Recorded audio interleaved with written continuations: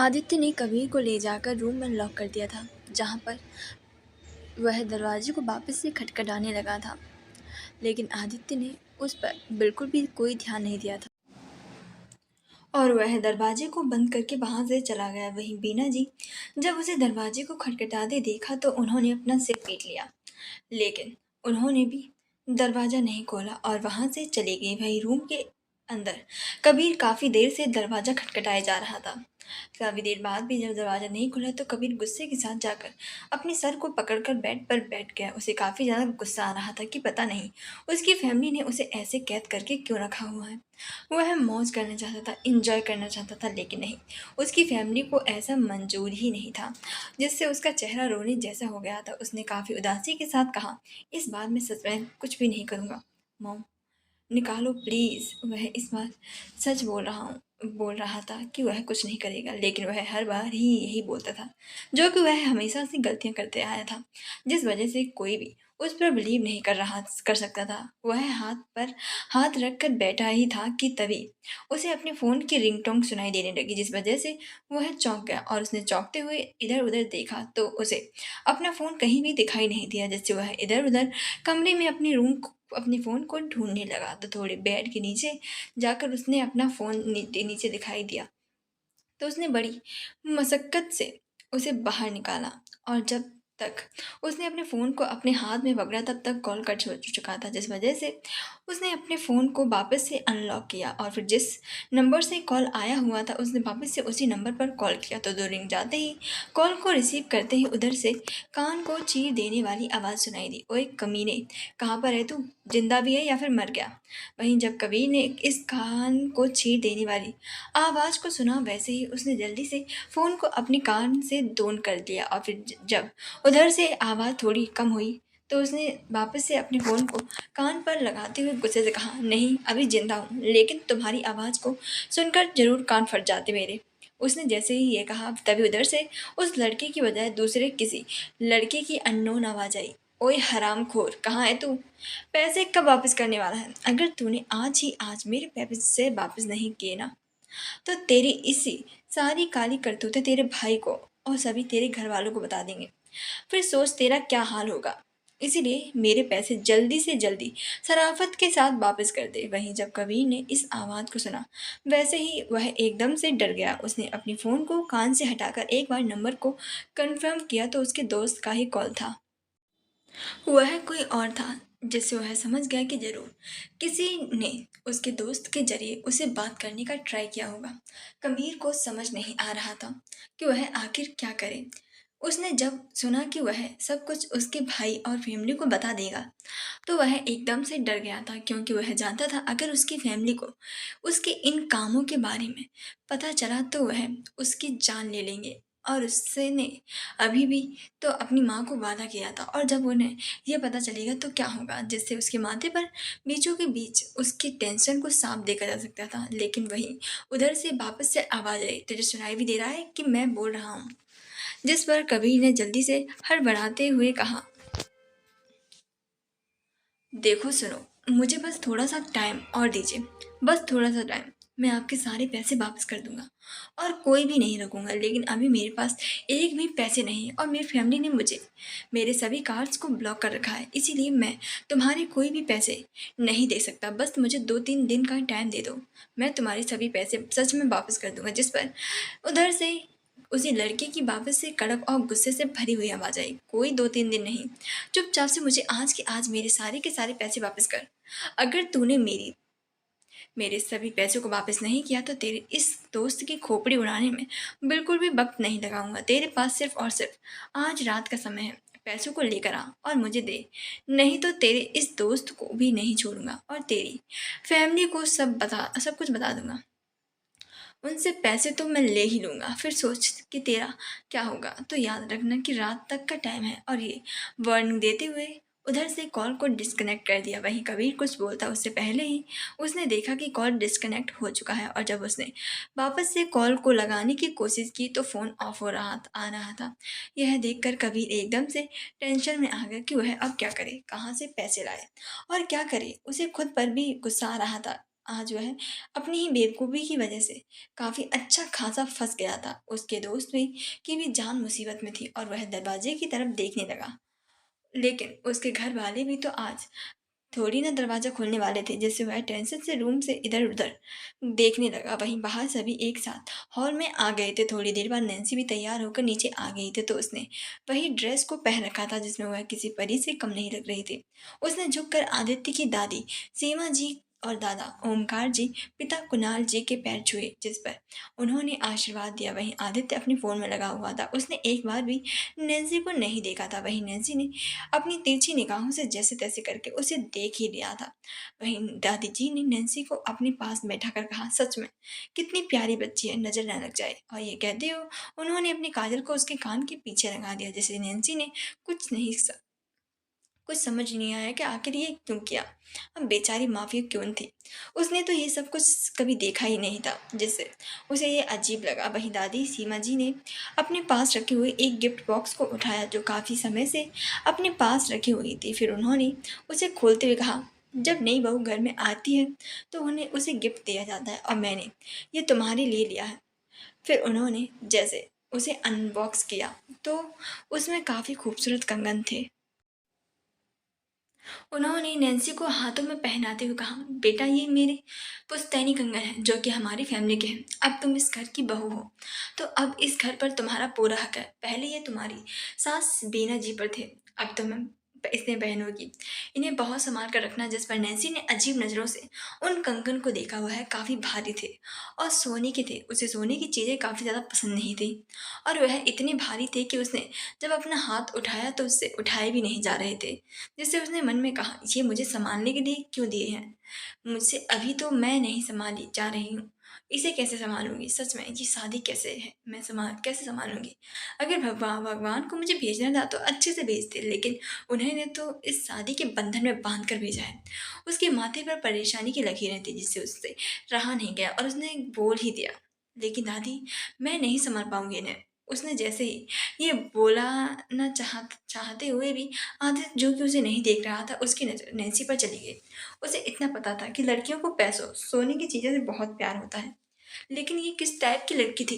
लेकिन फिर उसकी बाहें तन गई और उसने अपने मन ही मन नैन्सी का भोला चेहरा देखते हुए कहा, चाला प्रॉम्बली काफ़ी अच्छा नाटक करती है। वही सीमा जी ने कहा, अरे बेटा क्यों।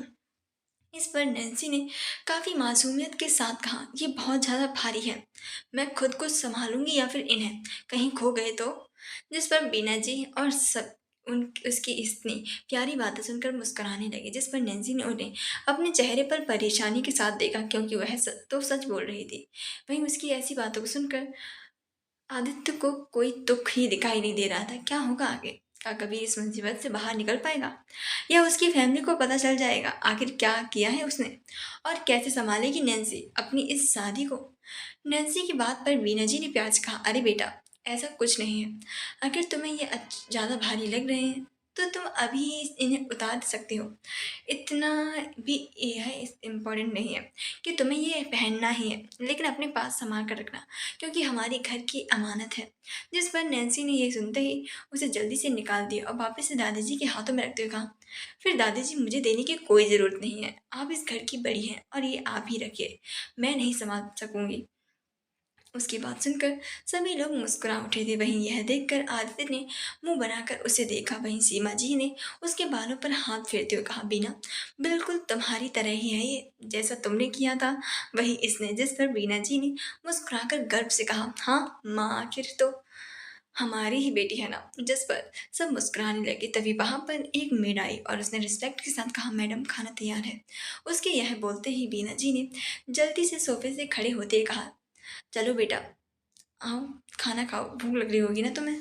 और फिर उन्होंने सबसे भी खाने के लिए कहा। जिस पर थोड़ी देर बाद सभी लोग डाइनिंग टेबल पर बैठे हुए थे तो और डिनर कर रहे थे। सभी के डिनर करने के बाद वीना जी कबीर के लिए खाना लेकर गई, लेकिन कबीर ने कोई दरवाज़ा नहीं खोला, जिससे वो भी परेशान हो गई। लेकिन उसने फिर भी दरवाज़ा नहीं खोला। उसकी एक ही जिद थी, वह तभी दरवाज़ा खोलेगा जब उसे वहाँ से बाहर निकालने दिया जाएगा। जिससे वह उदास होकर सोफे पर बैठी हुई थी। वहीं सीमा जी ने उदासी के साथ कहा, पता नहीं इस लड़के को क्या हुआ है, जब देखो तब फैमिली को परेशान करता रहता है। जिस पर कुणाल जी ने नाराजगी से कहा, जो ये सब आपके लाड़ प्यार का नतीजा है। जिस पर सीमा जी ने मुंह बना गया और उन्होंने मुंह बनाते हुए कहा, अरे तो मुझे थोड़ी ना पता था उसकी आदत ऐसे बिगड़ जाएंगी। वहीं नैन्सी बस वहां पर बैठी हुई सब सुन रही थी, लेकिन वह वहां से जैसे तैसे जाने का रास्ता सोच रही थी। फिर उसने कुछ सोचते हुए कहा, माँ मैं ऊपर रूम में जा सकती हूँ, मेरा सिर थोड़ा सा दुख रहा है। जिस पर बीना जी ने उसकी फिक्र करते हुए कहा, अरे क्या हुआ बेटा, सिर दर्द की टेबलेट दूँ। जिस पर सब परेशान हो गए थे, लेकिन नैन्सी ने जल्दी से मना करते हुए कहा, नहीं माँ बस आराम करूँगी, सही हो जाओगी।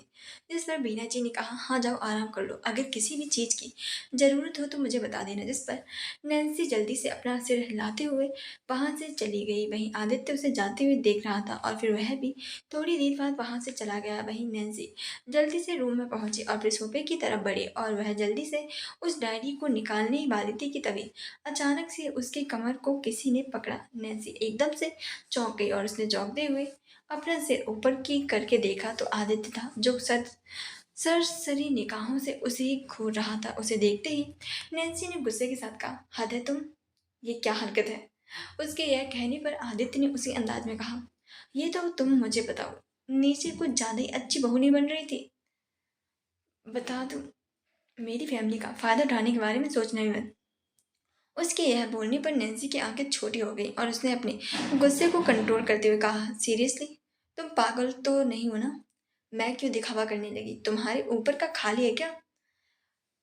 क्या क्या सोचते हो, मुझे कोई शौक नहीं है तुम्हारी फैमिली का फायदा उठाने का, इसीलिए छोड़ो मुझे, समझे तुम। उसके यह बोलने पर भी उसने नैन्सी को नहीं छोड़ा। जिस पर नैन्सी ने उसे जोर से धक्का दिया क्योंकि उसे इरिटेशन हो रही थी उसके पास होने से। वहीं आदित्य उसके धक्का देने से दूर हो गया, लेकिन फिर उसने वार्निंग देते हुए कहा, याद रखना अगर तुमने कुछ भी गलत सोचा मेरी फैमिली के बारे में तो मैं तुम्हारे साथ वो करूँगा जो तुम कभी भी सोच भी नहीं सकती। जिस पर नैन्सी ने कुछ नहीं कहा और वह उसे घूरती हुई अपने मन में बोली, एंड मेरी तरफ से भी तुम्हारे लिए यही वार्निंग है, अगर तुम्हें मुझे पता चला कि मेरी मौत में तुम्हारा हाथ है तो फिर तुम भी नहीं सोच सकते कि मैं क्या करूँगी। और वह दोनों ही एक दूसरे को लगातार घूर रहे थे, जैसे कोई हार ही नहीं मानना चाहता था। तभी आदित्य का फोन बजने लगा तो उसका ध्यान टूट गया, लेकिन उसे गुस्सा भी आया कि जैसे वह घूरने का कंपटीशन हार गया हो। जैसे उसने इरिटेशन से फोन को घूरा और जब उस पर चिराग नाम देखा तो वह गुस्से से वहां से चला गया। वहीं उसके जाने के बाद नैन्सी ने अपना सर नाम ही हिलाते हुए कहा, दिस मैन सच में हद है। फिर उसे डायरी का याद आया, उसने जल्दी से डायरी को ले लिया और उसे देखने लगी। जब उसने डायरी का पहला पेज खोला और उसमें लिखी हुई बात को पढ़ा तो उसकी आंखें बड़ी बड़ी हो गई। वहीं दूसरी तरफ अमेरिका, रात के 3 बज रहे होंगे।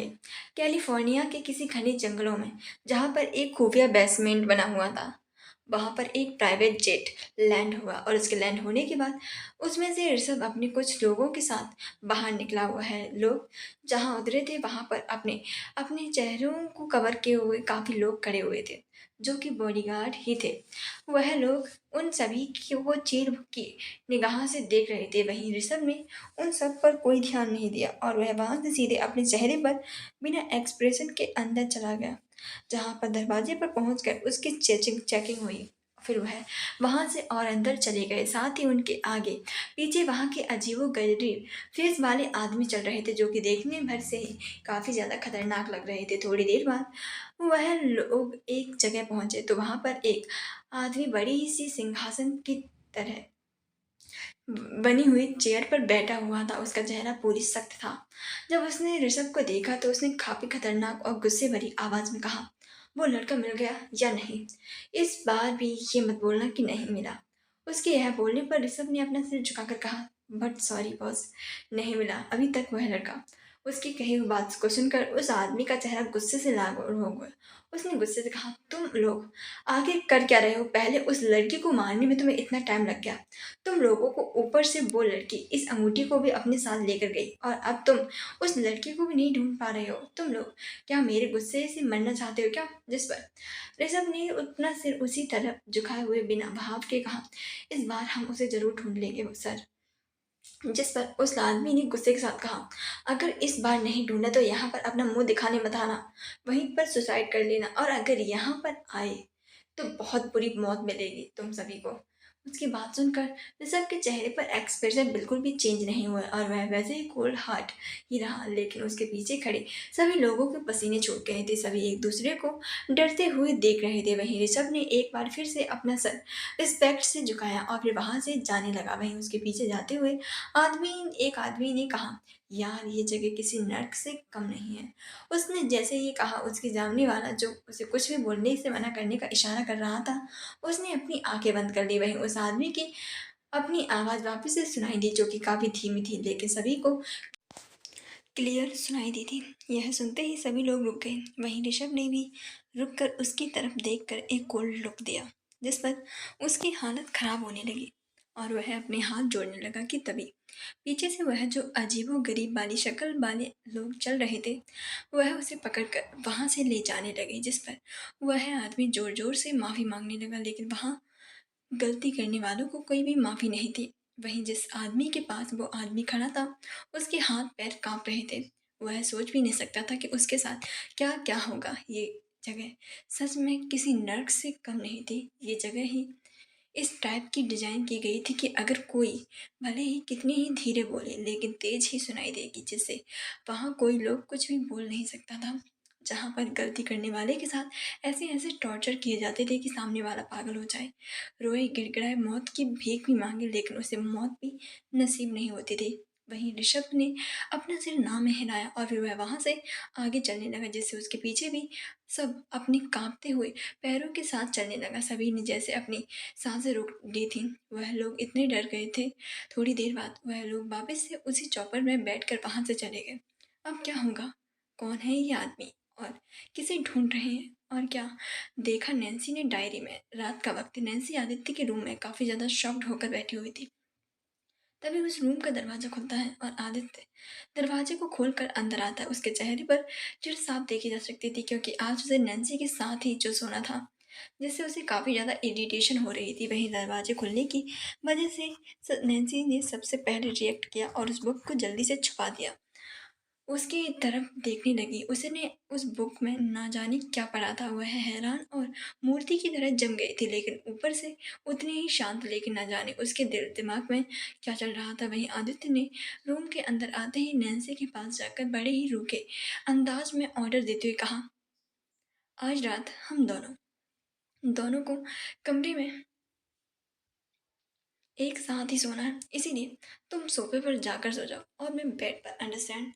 और उस और बस के नैन्सी को घूर कर देखा। वहीं नैन्सी तो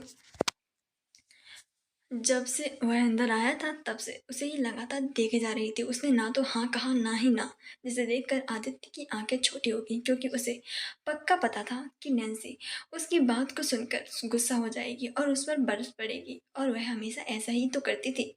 वहीं नैन्सी बस उसे लगातार देख घिर रही थी। उसके दिमाग में हजार सवाल चल रहे थे, जिसके वह आदित्य से जवाब चाहती थी, लेकिन हालांकि उसने वह उस कुछ पेज ही पढ़े थे, लेकिन उसके दिमाग में उन पेजेस से ही हजारों सवाल उसके दिमाग में जगा दिया था। आदित्य उससे प्यार करता था, इस बात ने उसको झकझोर कर रख दिया था। वह कहाँ उसे अपना कातिल समझ रही थी, लेकिन यहाँ तो बात ही काफ़ी ज़्यादा अलग और टेढ़ी खीर की तरह थी, जिसमें पता नहीं उसे क्या क्या पता चलने वाला था। लेकिन उसके दिमाग में यही चल रहा था, आखिर आदित्य को प्यार हुआ कैसे, कहाँ हुआ?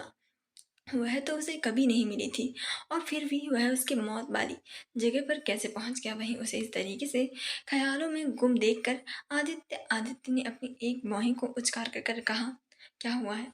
क्या सोच रही हो? अगर तुम्हें मेरे से बहस करना है तो पहले बता दूं, मैं इसके मूड में नहीं हूँ, इसीलिए चुपचाप से सो जाओ, इसी से मैं भलाई है।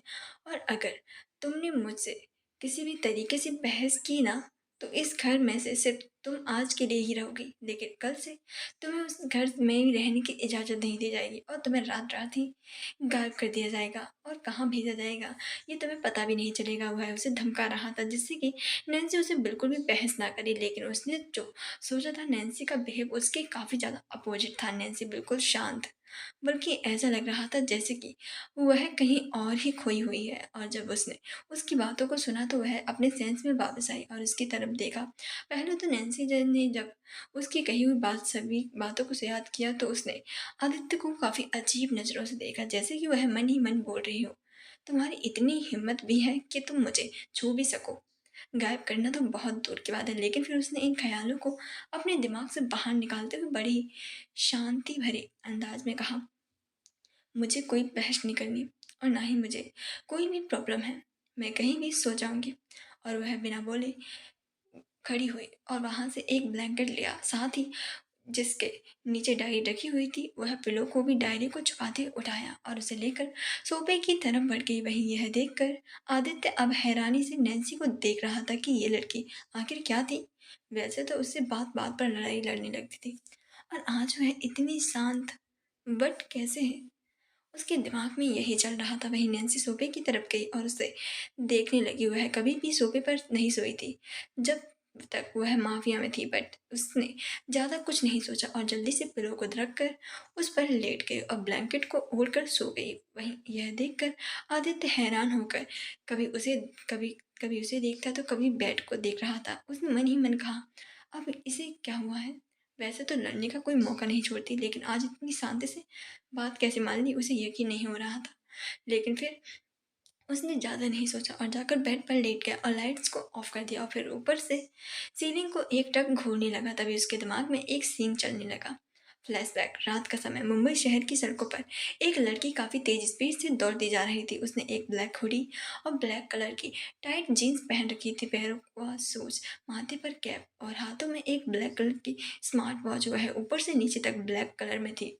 अगर उसे ऐसे ही रात की रानी कहा जाए तो बुरा नहीं होगा। आखिर उसकी पर्सनालिटी ही ऐसी थी।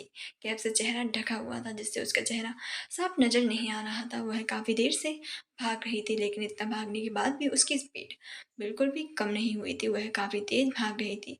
तभी अचानक से वह किसी से बुरी तरीके से टकराई और बैलेंस बिगड़ने से वह सामने वाले शख्स पर जा गिरी और उसकी कैप भी उसके सिर से नीचे गिर गई, जिसकी वजह से काफी फुर्सत से तराशा हुआ उस लड़की का खूबसूरत सा चेहरा दिखाई देने लगा और उसके बाल, जो कि उसकी कैप से अटके हुए थे, वो भी चारों ओर बिखर गए। हुए कोई और नहीं बल्कि नैन्सी ही थी। वही टकराने की वजह से और उस लड़के के ऊपर गिरने की वजह से नैन्सी का चेहरा गुस्से से लाल हो गया था, जिससे उसके मुंह से गुस्से के साथ निकला, व्हाट द हेल, आंखें नहीं क्या। तभी वह लड़का, जिस लड़के के ऊपर वह गिरी थी, उसके मुंह से दर्द भरी आह निकली। यह सुनते ही नैन्सी के आखिरी शब्द उसके गले में ही अटक गए और उसकी आंखें छोटी हो गई। पहले तो उसकी नज़र उसके कपड़ों पर गई, जो कि बुरी तरीके से खून से सने हुए थे। फिर उसने उसके चेहरे को देखा तो वह मास्क के कवर था। वहीं उस लड़के ने अपने सामने खड़ी लड़की को देखा तो एक पल के लिए तो जैसे वह भी उसकी खूबसूरती में खो गया और अपने सारे दर्द भूल गया, जिससे वह एकटक उसे ही देखे जा रहा था। उसने इतनी खूबसूरत लड़की आज तक नहीं देखी थी। वहीं उसे खुद को घूरते देखकर नैन्सी को गुस्सा आ गया। उसे किसी का भी घूरना बिल्कुल भी पसंद नहीं था। वह गुस्से से जल्दी से कुछ बोलने ही वाली थी कि तभी उन दोनों के कानों में किसी के कदमों की आवाज़ आने लगी। यह सुनते ही लड़के एकदम से अपने सेंस में वापस आया और फिर 1 मिनट भी सोचे बगैर जल्दी से फुर्ती दिखाते हुए खड़ा हुआ और उसने जल्दी से अपने पेट को पकड़ते हुए दर्द में उस लड़की का हाथ पकड़ा और वहां से एक दीवार के पीछे ले गया। वहीं यह देखकर लड़की की आंखें गुस्से से लाल हो गई, क्योंकि उस लड़के का छूना बिल्कुल भी पसंद नहीं आया था। वह जल्दी से हाथ छुड़ाकर कुछ बोलने ही वाली थी कि तभी उस लड़के ने उसके मुंह पर हाथ रखकर उसका मुंह बंद कर दिया और उसे चुप रहने का इशारा किया। और वह उस रोड की तरफ देखने लगा, जहां पर काफी सारे ब्लैक कपड़े पहने हुए बॉडीगार्ड्स अपने हाथों में हथियार को लिए हुए इधर उधर किसी को ढूंढ रहे थे। उसमें से एक ने गुस्से के साथ कहा, आखिर ये साला कहाँ गया, ढूंढो उसे, यही कहीं होगा। जिससे सभी लोग उस लड़के को ढूंढने लगे। लेकिन वही आदित्य ये सब अपनी तिरछी निगाहों से देख रहा था। उसकी आंखें इस वक्त डार्क थी, लेकिन किसी और की नजरें भी इस वक्त काफी ज्यादा डार्क थी। वह थी नैन्सी।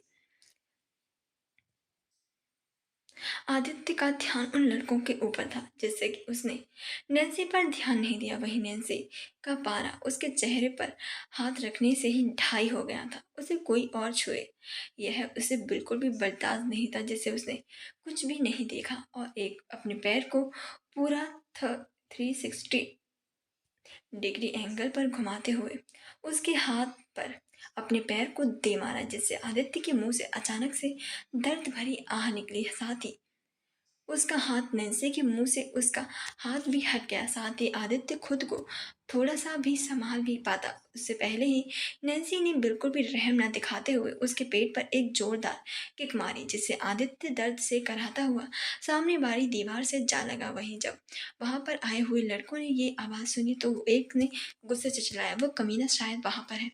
और सभी लोग जल्दी से वहां पर आ गए और उन्हें चारों तरफ देख घेर लिया। जब उन सभी ने लड़कों लड़कों ने आदित्य को देखा तो उनकी आंखें गुस्से की वजह से लाल हो गई थी। उनमें से एक मोटे तगड़े लड़के ने कहा, पकड़ो उसे, अब देखते हैं यहाँ से बचकर कैसे जाता है। बहुत भगाया है साले ने, तब से मिल्खा बना हुआ है, अब देखते हैं यहाँ से कैसे भागता है। वहीं उन सभी ने जल्दी से जाकर आदित्य को पकड़ लिया। वहीं आदित्य अभी भी दर्द में था। नैन्सी ने उसके चोट पर ही मारा था, जिससे उसका दर्द और भी बढ़ गया था। वह अपनी दर्द भरी आंखों से नैन्सी को देख रहा था। उसे इस चीज को बिल्कुल भी उम्मीद नहीं थी। वहीं नैन्सी उसे अभी भी गुस्से से घूर रही थी। वहीं आदित्य को पकड़ने के बाद वहां पर खड़े हुए सभी लड़कों का ध्यान नैन्सी पर गया और उनमें से एक ने कहा, ये लड़की तू कौन है और यहाँ पर क्या कर रही है?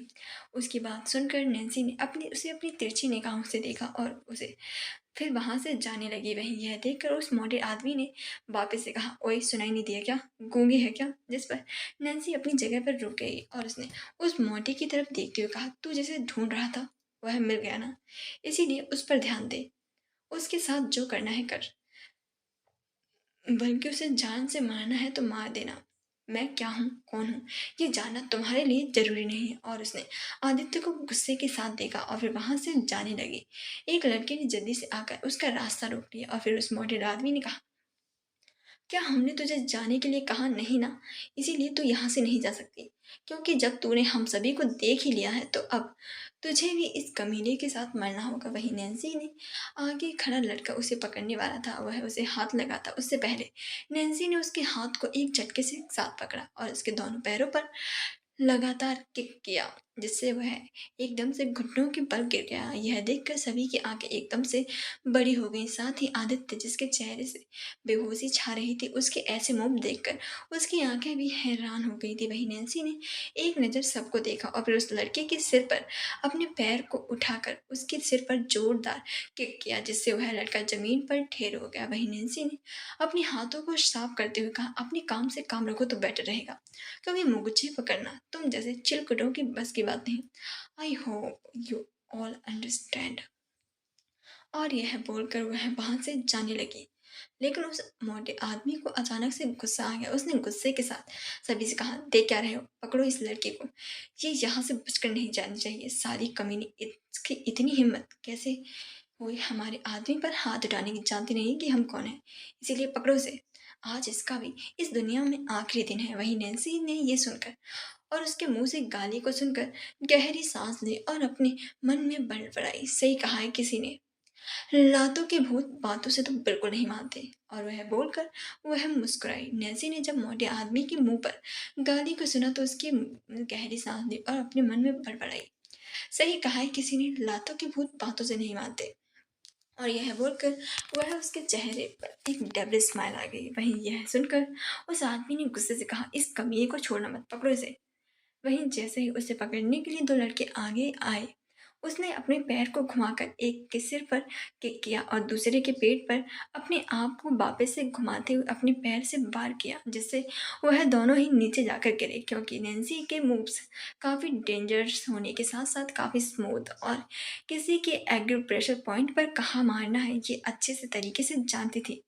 इसी वजह से उसने एक किक की वजह से वह दोनों ही जमीन पर जाकर ढेर हो गए थे। यह देखकर सभी लोग वहां पर गुस्से में आ गए। वहीं नैन्सी ने अपने हाथ पर माथे पर हाथ मारते हुए कहा, मेरा आज लड़ने का बिल्कुल भी मूड नहीं था, बट अगर तुम लोगों को खुद मौत के मुंह में आना है तो मैं मना नहीं कर सकती। उसकी कही हुई बात को सुनकर वहां खड़ा हुआ मोटे आदमी ने गुस्से के साथ अपने सभी आदमियों को ऑर्डर दिया, इसकी तो सभी एक साथ जाकर पकड़ो उस लड़की को, ये साली यहाँ से जानी नहीं चाहिए, समझ में आया, पकड़ो इसे। उसके यह कहते ही नैन्सी के चेहरे पर एक डेविल स्माइल आ गई थी। वही वहाँ पर खड़े हुए सारे बॉडीगार्ड्स के साथ एक साथ नैन्सी की तरफ बढ़ने लगे थे। उन सभी को अपनी तरफ बढ़ते हुए देखकर नैन्सी का चेहरा एकदम से भावहीन हो गया। जैसे ही नैन्सी पर एक आदमी ने अपनी किक को मारना चाहा, वैसे ही नैन्सी ने उसके हाथों को पकड़ते हुए एकदम से मोड़कर उसके घुटनों पर एक दम से जोरदार किक मारते हुए कहा, तुम लोग जो कोई भी हो, लेकिन नैन्सी राजवंश से पंगा लेना बिल्कुल सही नहीं किया। और फिर उसने हाथों से उसकी गर्दन पर जोरदार वार किया, जिसकी वजह से वह आदमी भी वहीं ढेर हो गया। लेकिन नैन्सी को समझ भी पाती कि तभी दूसरी लड़की ने भी उस पर अपने पैर से वार करने की कोशिश की। लेकिन नैन्सी जल्दी से स्पीड दिखाते हुए वहां से हट गई और फिर अपने पैर को घुमाते हुए उसने धड़ाधड़ उसकी पूरी बॉडी पर अपनी लात बरसाना चालू कर दिया, जिसकी वजह से वह लड़का भी 2 सेकंड बाद धरती पर ढेर हो गया, जिसे देखकर सभी लोग और भी ज्यादा गुस्से में आ गए थे। सभी ने एक साथ नैन्सी पर हमला किया, लेकिन नैन्सी इतनी ज़्यादा फाइटिंग स्किल में मास्टर थी कि उसने 5 मिनट के अंदर अंदर ही किसी के पैर को फ्रैक्चर कर दिया था, तो किसी के मुंह को, और किसी को तो गर्दन ही तोड़ डाली थी, जिस वजह से वहां पर अब सभी तरफ डर का माहौल बन गया था। 5 मिनट के अंदर अंदर सभी लोग जमीन पर दर्द से कराहते हुए पड़े हुए थे। वहीं वहां पर सिर्फ वह मोटा तगड़ा आदमी ही बच गया था, जिसकी वजह से नैन्सी अपनी आंखों को गुस्से को लिए हुए देख रही थी। लेकिन उस मोटे आदमी ने साथ साथ वहां पर आदित्य भी अपनी बंद चालू आंखों से नैन्सी को लगातार देखे जा रहा था। उसकी फाइटिंग स्किल, उसके स्मूथ मूव्स, उसकी स्पीड और ऊपर से उसकी बला सी खूबसूरती को देखकर तो जैसे वह उसका दीवाना हो गया था। वह अपनी आंखों में खोले उसे लगातार देखे जा रहा था। वह तो ये भूल ही गया था कि नैन्सी की वजह से ही वह आज मरने वाला था। उसने आज तक ऐसी लड़की नहीं देखी थी। उसे देखते ही उसने मन में बार बार एक ही नाम चलने लगा था, नैन्सी राजवंश। वहीं नैन्सी ने उस मोटे तगड़े आदमी की तरफ बढ़ते हुए गुस्से के साथ कहा, मैंने कहा था ना, मुझसे पंगा मत देना। लेकिन तुम लोगों को तो जैसे समझ ही नहीं आता, किसी भी दुबली पतली लड़की को सामने देखकर उन्हें हल्के में ले लेते हो। उनकी कही हुई बात को सुनते ही उन मोटे तगड़े आदमी ने जल्दी से अपने दोनों हाथों को जोड़ते हुए वहीं घुटनों के बल नीचे गिर गया और गिड़ाते हुए बोला, नहीं नहीं नहीं दीदी, प्लीज प्लीज छोड़ दीजिए मुझे, मुझसे गलती हो गई, मुझे माफ कर दीजिए। उसे इस तरीके से गिड़गिड़ाते हुए देखकर नैन्सी ने उसके पास पहुंचकर हल्का सा मुस्कुराई और एकदम से उसने जोरदार पंच उसके मुंह पर मारते हुए कहा, ये बात तुम्हें पहले समझ जानी चाहिए थी। वहीं उसके पंच की वजह से वह मोटा तगड़ा आदमी की नाक से खून बहने लगा और उसकी आंखें खुली की खुली रह गई। वह मुंह के बल जमीन पर जा गिरा। वहीं यह देखकर नैन्सी ने अपने हाथों को झटका और उसके हाथ पर खून से लाल हो गए थे। साथ ही उसके पूरे शरीर पर भी खून के छींटे थे, जो कि उस उन सभी का ही खून था, जिसे देखकर नैन्सी ने इरिटेशन के साथ कहा, ब्लडी हेल, ये खून मुझसे 1 मिनट के लिए भी दूर नहीं हो सकता। यह बोलकर वह अपने हाथ पर लगे हुए खून को देख ही रही थी कि तभी वहां पर एकदम से 4-5 ब्लैक कलर की काफी महंगी और चमचमाती हुई स्पोर्ट्स कार ने आकर नैन्सी को चारों तरफ से घेर लिया। वहीं पर वह सभी कार भी रुक गई थी। 1 सेकंड के बाद ही उन पांचों कार्स का दरवाजा एकदम से खुला और उसमें से ब्लैक कपड़े पहने हुए बॉडीगार्ड जल्दी से बाहर निकले। उसके कपड़ों के ऊपर NS का बर्ड का गोल्ड सिंबल बना हुआ था। उन सभी बॉडीगार्ड्स ने जल्दी से नैन्सी को चारों तरफ से घेर लिया था। वहीं जब आदित्य ने अपनी अधखुली आंखों से यह सब देखा, तो उसे लगने लगा कि ये सब उसे मारने के लिए ही आए हुए हैं, जिससे वह अचानक से डर गया कि कहीं उसके चक्कर में नैन्सी भी ना मारी जाए। जिससे वह बड़ी मुश्किल से खुद को छुड़ाने की कोशिश करते हुए अपनी धीमी आवाज में बोला, चली जाओ यहाँ से, चली जाओ। उसकी बात सुनकर नैन्सी ने नजर आदित्य के ऊपर गई और उसे याद आया कि जब सब की शुरुआत इसी लड़के से हुई थी। वहीं वह सभी बॉडीगार्ड नैन्सी के आगे अपना सिर झुकाकर खड़े हो गए। वहीं आदित्य ने जब यह देखा तो वह कंफ्यूजन से उन सभी को देखने लगा था। वहीं नैन्सी ने उन सभी की तरफ देखा। फिर तभी एक कार के अंदर से अपने चेहरे पर बिना भाव लिए हुए ऋषभ जल्दी से बाहर निकला। अभी लंबे लंबे कदमों को नैन्सी की तरफ ले जाते हुए उसने जल्दी से इधर उधर देखते हुए कहा, बॉस आप ठीक है ना? क्या हुआ था यहाँ पर? आपको ज़्यादा चोट तो नहीं आई है ना? और आप हम सभी को बिना बताए ऐसे कैसे आ सकती हैं? अगर आपको कुछ हो जाता तो? उसने जल्दी से नैन्सी को ऊपर से नीचे तक देखते हुए कहा था। और फिर उसने जल्दी से अपनी पैंट की पॉकेट से एक रुमाल निकालते हुए उसके हाथ पर लगे हुए खून को साफ करने लगा। वहीं ऋषभ को अपने सामने देखते ही नैन्सी की आंखें जैसे किसी तारों की तरह टिमटिमाने लगी थी। उसे खुद की फिक्र करते हुए देखकर नैन्सी ने हल्का सा मुस्कुराते हुए कहा, अरे हम बिल्कुल ठीक है। उसकी कही हुई बात को सुनकर ऋषभ ने उसे घूर कर देखा, जिस पर नैन्सी ने अपना मुंह बंद कर लिया था। वह ऋषभ के सामने जैसे पूरी तरीके से नरम पड़ जाती थी और उसकी पूरी पर्सनालिटी ही चेंज हो जाती थी। वहीं आदित्य अभी भी पूरी तरीके से बेहोश नहीं हुआ था। वह अभी भी हल्का हल्का होश में था और वह वहां पर उन सभी की बातों को सुन रहा था और उसे कुछ भी समझ नहीं आ रहा था। जब उसने उस आदमी को उसे बॉस कहते हुए देखा तब भी उसे कुछ समझ नहीं आया था। वही ऋषभ ने उन सभी बॉडीगार्ड्स को ऑर्डर देते हुए कहा, इन सभी को जल्दी से जल्दी ठिकाने लगाओ और पता करो कि ये लोग कौन थे। उसकी कही हुई बात को सुनकर उसके बॉडीगार्ड्स ने एक साथ अपना सिर हाँ में हिलाया और जल्दी से अपने अपने काम में लग गए। फिर वह लोग वहां से उन्हें उठाने लगे। वहीं एक बॉडीगार्ड जाकर आदित्य को भी उठाने वाला था। वहीं जैसे ही उस बॉडीगार्ड ने आदित्य को पकड़ा, वैसे ही दर्द से आदित्य के मुंह से आह की आवाज निकली, जिसकी वजह से नैन्सी, जो कि एक टक अपनी आंखों से बेशुमार प्यार को लिए हुए ऋषभ की तरफ देख रही थी, उसका ध्यान अचानक से उस आवाज की तरफ चला गया और फिर उसने उस बॉडीगार्ड को रोकते हुए कहा, रुको। उसने कुछ भी नहीं किया है, इसीलिए उसे छोड़ो और जल्दी से हॉस्पिटल में जाकर एडमिट करवाओ। नैन्सी की कही हुई ये बात को सुनकर ऋषभ ने हाथ उसके हाथों से खून को साफ करते हुए अपने आप रुक गए और उसने अपनी तीखी और सर्द नजरों से एक बार आदित्य की तरफ देखा।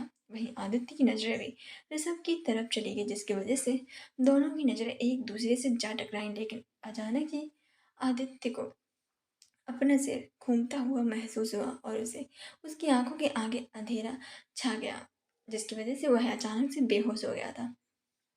Present time.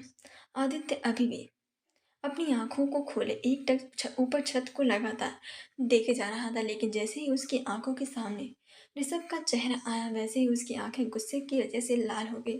वह अचानक से खड़ा होकर बैठ गया और फिर अचानक से उसकी आंखों में सामने काफी सारी सीन आने लगा, जिसकी वजह से उसका गुस्सा भी जैसे बढ़ता ही जा रहा था, जिससे उसे एक पल भी वहां पर लेटा नहीं जा रहा था, जिससे वह बेड से खड़ा हुआ और फिर वहां से बालकनी की तरफ बढ़ गया। वहां पर पहुंचकर उसने जल्दी से किसी को कॉल किया तो पहली बार तो किसी ने कॉल को रिसीव नहीं किया, लेकिन दूसरे कॉल के जाते ही थोड़ी देर बाद ही उधर से किसी लड़के की लड़खड़ाती हुई आवाज आई, हाँ हाँ boss, good morning. Good morning क्या? क्या हुआ बॉस, इतनी रात को कॉल किया?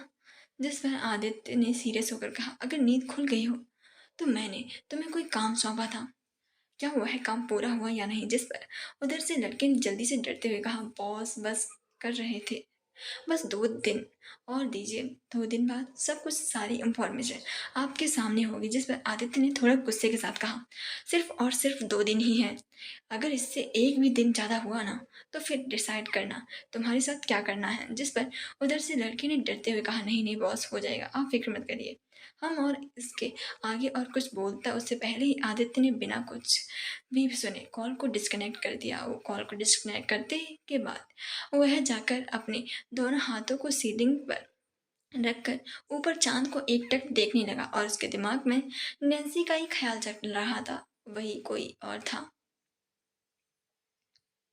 जो कि बालकनी से थोड़ी दूर पर्दे के पीछे से खड़ी होकर आदित्य को ही देखे जा रही थी। वह नैन्सी ही थी।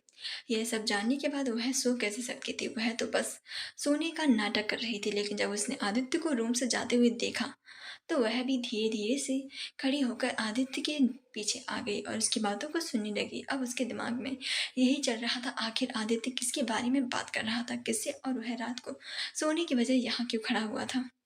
ऐसे ही उसके दिमाग में कई सारे सवाल चल रहे थे।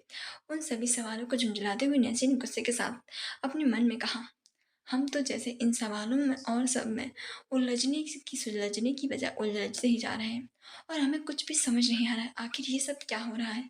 आखिर आदित्य किससे कॉल पर बात कर रहा था, इंफॉर्मेशन किसकी इंफॉर्मेशन, सब कुछ इतना ज़्यादा पेचीदा क्यों हो रहा है। आखिर